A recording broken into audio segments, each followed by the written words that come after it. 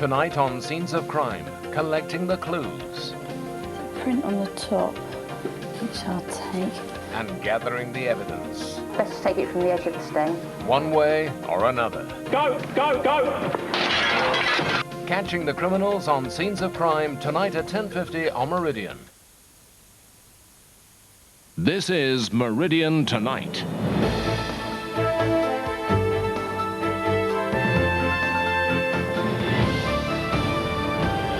A student killed in a motorway tragedy. How did it happen? Why a couple's mission to help thalidomide children is coming to an end. It will be very hard to say goodbye to them. Probably the hardest thing I've ever had to do in my life. Getting tough on illegal parking. Motorists face hefty new fines. And what's the true cost of keeping the children amused during the long summer holidays? We've a special report.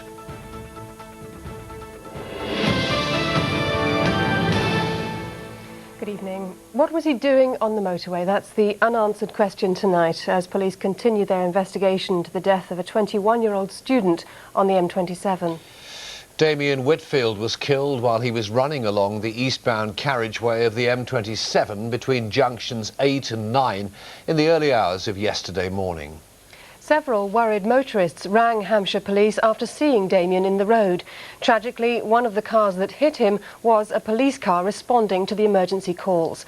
Peter Henley reports on a motorway tragedy. It was just past 3 in the morning that 21-year-old student Damien Whitfield was seen running on the M27. It was at the point where the motorway crosses the River Hamble to the east of Southampton. Several drivers rang the police, saying he was waving, maybe trying to thumb a lift. He was in the middle lane when he was hit by a woman driving a Volkswagen car.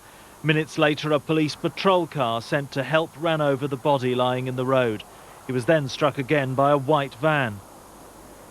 Damien Whitfield was the son of Chris Whitfield, head teacher of Oakland School in Waterlooville. In a statement today, he described the pain the whole family are feeling, saying, "We're utterly devastated at the loss of our third son and a dearly loved brother. Damien was a fine, upstanding and talented young man with a super personality and a tremendous sense of humour and zest for life." Family and friends have helped police to fill out the details of the last hours of his life. He'd been out on the town in Southampton on Saturday night and was last seen leaving Leisure World alone. That was about 2:15, and police believe he couldn't have walked to the motorway by 3. They want to find out how he got there. Well, somebody must have given him a lift, either a taxi or a friend or a passerby, and we're really interested for anybody who has given a man in his 20s with a white shirt, black trousers, blonde spiky hair, a lift from the Southampton area towards the M27. Yesterday, the eastbound section of the motorway was closed for 10 hours as police investigated the circumstances of the accident. The driver of the first car to hit Damien, a woman in her 30s who comes from Fareham, was questioned by police overnight and released on bail. The two police officers, PC Martin Lockyer from Fareham and PC John McGonigal from Eastleigh, are said to be deeply shocked at the incident and did not come into work today. Well, our reporter Peter Henley joins us now live from the M27 motorway. Peter, an appalling story. Have there been any developments today? Yes, Fred, the results of the post-mortem were released this evening, which show that Damien died in that first impact with a Volkswagen car driving fast at night down this motorway, a tragic accident. Although the driver of that car was arrested at the time and today was released on police bail. And because of the peculiar circumstances, this must be a particularly complicated case to unravel for the police. Yes, it is, Fred. First of all, of course, the inquiry into what's caused that accident. It's been revealed today, or it's emerged, that the driver of the Volkswagen car was arrested at her home in Fareham. She hadn't actually reported the accident until she got home, and so the body was left lying in the road. It was only when she got home that she rang for an ambulance. Then, of course, there's the whole inquiry into the police conduct in this situation. That's been automatically referred to the Police Complaints Authority, and Hampshire Police say that Sussex Police will also be checking on how their inquiry is carried out. And Peter, what about the driver which was the first to hit Damien? Was she in fact breath tested? All drivers were breath tested on the scene, the police say. All proved negative. There's no result yet on tests from the post-mortem into Damien. Those will be released later. All thoughts, obviously, at the moment with his family. Damien was a high flyer. When he completed his business studies, he was hoping to join the Navy to become a pilot. And everyone involved in this tragic situation are thinking of the family this evening. Absolutely. Peter Henley on the M27. Thanks for joining us, Mary. It's been revealed that the British tourist feared murdered in Australia was a former student at Brighton University. Peter Falconio and his girlfriend Joanne Lees were held up by a gunman as they travelled in the desolate Northern Territories. Joanne escaped, but Peter disappeared. The 28-year-old graduated last year and had been working in Brighton as a building surveyor. Murder squad detectives investigating the stabbing of a woman in Winchester have arrested 2 people. Valerie Tallett's body was discovered at a bedsit complex in Sussex Street yesterday. A 30-year-old man and a 20-year-old woman are being held on suspicion of murder. A disabled couple who've dedicated the last 10 years to helping thalidomide victims in Brazil have reluctantly called a halt to their mission. Helen and Jerry Alford from Dorset say the work has taken a heavy toll on their health. But as they explained to Martin Dowse, they hope someone else will continue where they leave off. Seeing smiles on the faces of the Brazilian children they've helped is what the last 10 years have all been about for Helen and Jerry Alford from Bournemouth. But their personal mission has taken a heavy toll, both physically and financially, and now they've decided it will have to come to an end. Part of our lives, really, have been left in Brazil, part of our hearts. The Brazilian children are so beautiful. They ask for nothing. They need a lot. We're not talking about children just from poor families, we're talking about children without arms or legs. Both disabled themselves, Helen and Jerry first got involved with the young victims of thalidomide when they paid for Michele, then aged 9, to travel to Dorset to have artificial legs fitted and facial surgery. Now 18, Michele needs new legs and more surgery. The Alfords hope as a last act to bring her over again. She lives in a country where beauty is prime importance. Everybody looks at faces in Brazil, and Michele has the double handicap of not having legs but also having a facial disfiguration. And they have other unfinished business, with Suliana, aged 4, who needs an electric wheelchair. They hope to raise the money to take one to her when they visit Brazil for one last time. But above all, though, they want to find someone prepared to take up their cause and carry on the mission they've started. Someone somewhere has to help them. And I just pray that there's someone else that can carry on our work. The rest of the world is ignoring that these thalidomide children in Brazil exist. It will be very hard to say goodbye to them. Probably the hardest thing I've ever had to do in my life. An infection caught during one trip to Brazil led to major bladder surgery for Helen. That's the main reason why the missions must now stop. But she and Jerry plan one last visit to see the children they've given so much hope. Martin Dowse for Meridian Tonight. Truly an amazing couple. Well, still to come on Meridian Tonight, the new super ferry upping the stakes on the Cross-Solent route.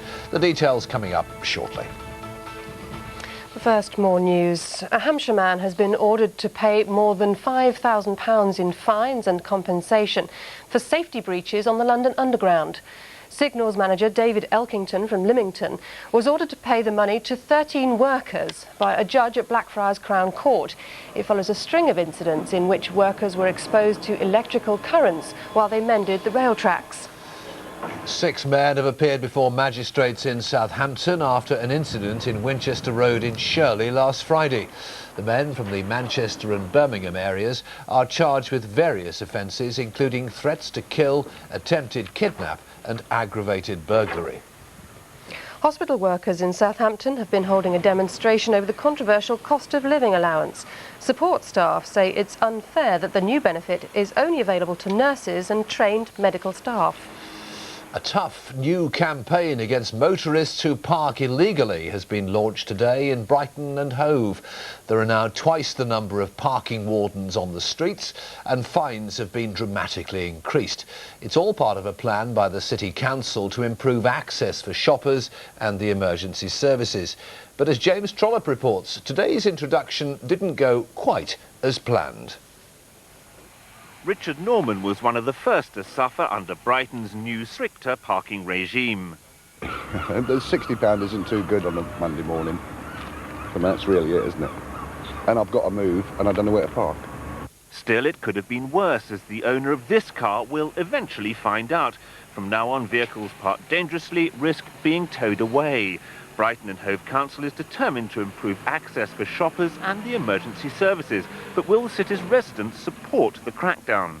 We know we've got a lot of supporters through the residents, the business community, the emergency services. There are a lot of supporters. But obviously there are also going to be a lot of angry people who have been used to just parking anywhere and nobody doing anything about it. And that's got to change. The council, in partnership with NCP, is doubling the number of wardens on the prowl. Today, some offenders were fined, while others, like electrician Jim Dixon, were given a firm warning. Business, in other words, you're stopping me from work, or the council stopping me from work. While the parking attendants have been out in force in Brighton, very few have been seen here in Hove. The reason on this, the launch date of the new parking system, none of Hove's pay and display machines seem to be working. When I contacted officers over this, they told me that there were IT problems and also the contractor hadn't finished the signage on time. This really isn't good enough. They've known about this scheme for over a year now, and they should have got it right first time. Just a small hiccup, says the council, which promises to be firm but fair. You have been warned. James Trollope in Brighton for Meridian Tonight. A woman from Hampshire is still waiting to hear whether her brother will be released from prison in India. Ian Stillman, who's deaf and partially sighted, was jailed for possessing cannabis. His sister Elspeth Dugdale from Romsey has been campaigning to prove his innocence, but his court case today was adjourned. Army disposal teams in Dorset have been carrying out a controlled explosion on a World War II bomb off Brownsea Island. An ice cream seller unearthed the device while he was in Studland Bay. Another phase in the reopening of the New Forest will take place next week. Dog owners will be able to let their pets roam off the lead as long as they keep them under control. But people are still being asked to stay away from livestock. The Solent's newest and largest ever ferry has arrived in Portsmouth from the Polish shipyard where she was built. The St Clair has cost its owners £11.5 million. It'll carry more people and cars than any other vessel on routes between the mainland and the Isle of Wight. Dave Russell has been on board the Solent Super Ferry. Receiving a rousing welcome for the very first time. Whitelink's new car ferry, St Clair, arrived at her new home port after the trip from a shipyard in Poland. At 86 metres long, she dwarfs the existing vessels on the Portsmouth to Fishbourne route. Costing £11.5 million, she can carry 160 cars and 750 passengers in considerable comfort. It's a great investment in the infrastructure for the island and island tourism. My immediate thoughts are also about the fact that Whitelink having conceived this and it having arrived, it's quite an emotional moment. The vessel's crew have been away from home for more than a week. Before the new ship docked, their families were taken out into the Solent to welcome them home. It's wonderful, absolutely wonderful, brilliant experience, yeah, for me and for the children. A lot bigger than I expected it to be. And after their long trip together from Poland, her captain was also singing the ship's praises. She has a lovely nature, as a ship goes. When you saw the number of people who put their heart into building it, you had to say, well, she's beautiful, really. I think she's going to be an eye-opener for all those who travel on her. At £11.5 million, the St Clair represents a massive investment for Whitelink. When she goes into service in the next few weeks, she'll become the largest car and passenger ferry crossing to the Isle of Wight. Dave Russell in Portsmouth for Meridian Tonight.